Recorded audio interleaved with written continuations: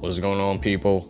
Boxing fans and my fellow boxers out there. Today we're gonna be doing a film study on Teofimo Lopez. Let's start with the jab right here. This is the start of the fight. Here you're gonna see him. Just look how he uses this jab right here. We're gonna see him use the jab first off with the high guard. Okay, so take that back. He's gonna use the high guard right here, and then he's gonna shoot that jab. Now it's in the Philly shell, and then he shoots that jab. There's a lot of things that goes in a sequence. And here he shoots that jab again.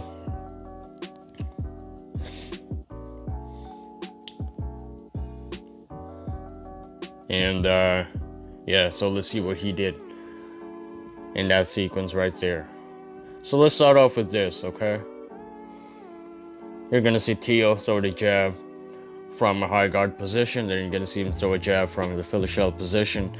That's the versatility of him. He can throw from hands down, hands up, and it's really amazing how he does it really well with equal amount of power. Some people, they throw a jab from a high guard position very powerfully, but when they shoot it from the waist, it's very weak because they're not used to that. Teo has adapted very well to different stances. And he can shoot the jab with equal amount of power from different positions. Now you're gonna see here a very small little detail that I don't want to go in, that I'm gonna go into. I'm sorry. Here throws a jab, throws another jab, and then you see that tiny little peak right there. Okay, y'all might not see it, but watch his opponent throw the jab. His opponent throws a jab, and then Teofimo throws a jab at the right glove of his opponent. What does that do? That stubs the right hand, and he did this, I think, 2 or 3 more times in a fight. However, I'm not gonna go into it. Just watch it yourself. Teofimo Lopez versus William Silva, and you can see it for yourself. Now see that again, okay? This one thing that I forgot. This is the second time that he did this. His opponent throws a jab, he throws a jab back, stopping the right hand. Watch this right here. His opponent will throw a jab. Oh no, that's not it. His opponent will throw a jab, okay? And watch what he does. He throws the jab at the right glove of his opponent, stopping that right hand, stopping his opponent from setting up that right hand, disrupting the pattern. Now we'll look at the defensive responsibility of Teofimo Lopez. One thing that he really does well is the ability to hop out once he hops in and throws his combos. And another thing is moving his head after throwing. So we'll look at a couple of examples. Here, Teofimo will throw a jab, and then his opponent throws a right hand. He sees that, okay? He expects that right hand counter, looks for a reaction. His opponent reacts by throwing a right hand, and then he pulls back. Tries to counter with the right hand of his own. Opponent did a pretty good job of crouching down and avoiding that right hand. Here's another one. He's gonna throw a jab, and his opponent tries to throw a check hook. Throws a jab. What's his name again? William Silva tries to throw a check hook, much like Roy Jones or Nonito Donaire. How they do it? They throw a check hook after their opponent throws a jab. So here, throws a check hook. Teofimo rolls under that check hook. Does a pretty good job of covering rather than going straight in and getting countered like most people who are aggressive, overly aggressive, wanting to land that big shot. Unlike those guys, Teofimo Lopez is really good at controlling his temper and knowing when or when not to go right in, all out. Okay, so there he ducks under that. Here, Teofimo will throw a jab, and then his opponent throws a right hand. As you can see, the glove of his opponent is on his back. He kind of rotated his body, rolling on that right hand. And then his opponent, I don't know what that is, if that's a jab or a left hook, but either way, Teofimo Lopez bend it at his waist, avoiding that left hand shot. And then there he goes out, and he uses distance pretty well. Here's the last one. He's gonna throw a leaping uppercut, and then he's very responsible enough, very aware of what's gonna happen. If he leaps right in like that, he's gonna be off balance, and his opponent can counter him pretty easily. So here he throws a leaping left uppercut, and then his opponent tries to counter him with a jab, but Lopez, being defensively responsible, he hops right out and it resets. Okay, now we'll look at the unpredictability of his combinations. The way he does his combinations and the way he sets it up is really well done, and his opponent cannot see what's coming next. And that's one thing that a lot of boxers don't do. They don't really have the ability to get their opponent asking themselves, what's next? What is he gonna throw next? And what's the next punch that he's gonna throw? Because if your opponent figures that out, and if your opponent figures out a pattern, you're much easier to beat in a fight. You're much easier to outbox. However, if you have unpredictable patterns and you can break it up into tiny little pieces, break the pattern every once in a while, get them used to a pattern, and then all of a sudden change it up. If you have the ability to do that, you're much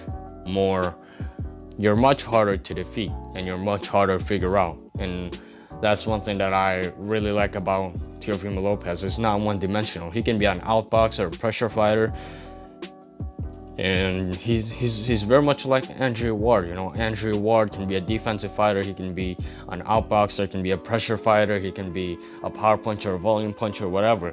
You know, he can change it up in the middle of the fight. He finds what works for him, and he's able to make adjustments in the middle of the fight. So here we'll look at a couple of combinations that he threw against Silva. We're only going to look at 2 scenarios, but if you watch the fight, he threw a lot of combinations, a lot of different combinations, a variety of combinations, and he wasn't sticking to one pattern. So here, it's going to throw a jab, and then it's going to throw a double left hook. Jab, hook, and then another hook. None of that landed, but it caught Silva off guard, because it's not a usual combination that coaches teach in the gym. Tripling up on the same side is not the typical thing that most coaches teach. Okay, so here, just another combination that he did. So it's a jab and then an uppercut to the body. Okay, again, not a lot of people can do this, and not a lot of people really does it, because it takes a lot of timing. It takes distance. If you throw an uppercut from this long, it usually doesn't take a lot of power, but Teofimo Lopez did a pretty good job of hopping right in to cut the distance and land that uppercut short, crisp, and yeah, pretty good body shot right there. All right, again, now we're gonna see right hand counters. Okay, here you'll see Teo wait for a jab, and at this point, this is about round 3, Silva was already tired as hell. Okay, so his jab wasn't doing shit for Teofimo Lopez. His jab didn't have any power in it, so he was mostly relying on his right hand and his left hooks, which Teofimo Lopez was very good at dodging those shots. So here you'll see him wait. Silva throws a jab, he pulls back, throws the right hand. Pretty quick counter right there off of the Philly shell. Just the glove placement of them all, and the glove placement of the right hand, it makes it very quick for you to throw it. It's not in your face, it's right in your chest. So once your opponent throws that jab, it's very quick to get it off, counter that shot, make him pay. Throws that right hand. Short, precise, crisp. That's exactly what you want when you're countering.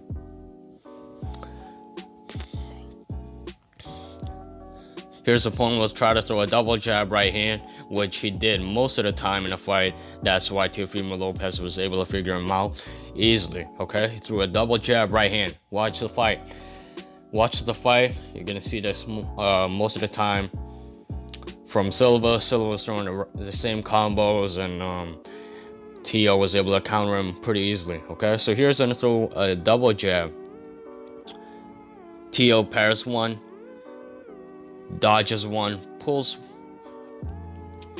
Play that one more time. Okay, here's gonna parry one, dodge one, roll the right hand, block the right hand with his shoulders, throw a right uppercut. One guy who's really good at this, or two guys who's really good at this, very similar styles, is Floyd Mayweather and James Toney. They would block the right hand with their shoulders, rotate their body, giving up the left side of their body, and countering with the right hand.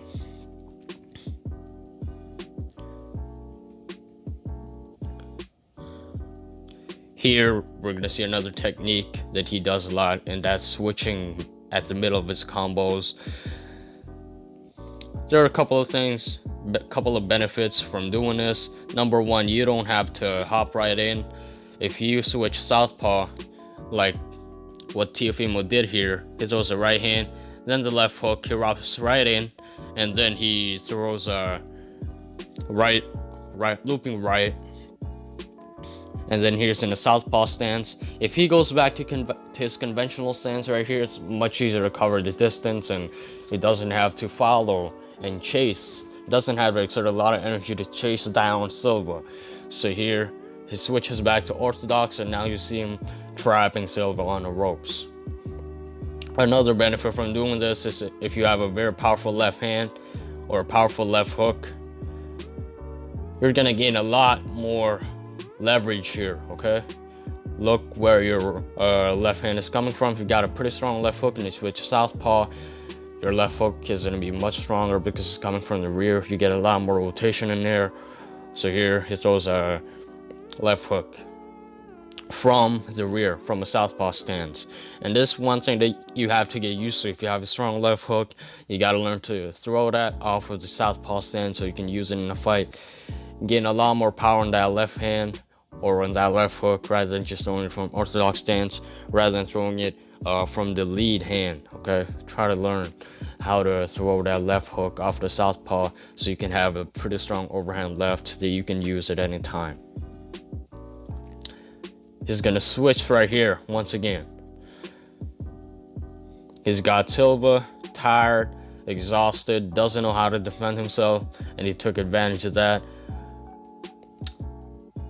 Here, throws an overhand right, and then he switches, and he throws that left hook from a southpaw stance once again. You see how much power he got in there?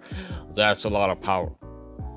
Throws a jab, a right hand, switches southpaw, sneaks that right hand together with the stance switch. As he throws that right hand, he switches stance, so he uses that right hand as a disguise to switch stance in the middle of his combos. So Silva didn't see that coming.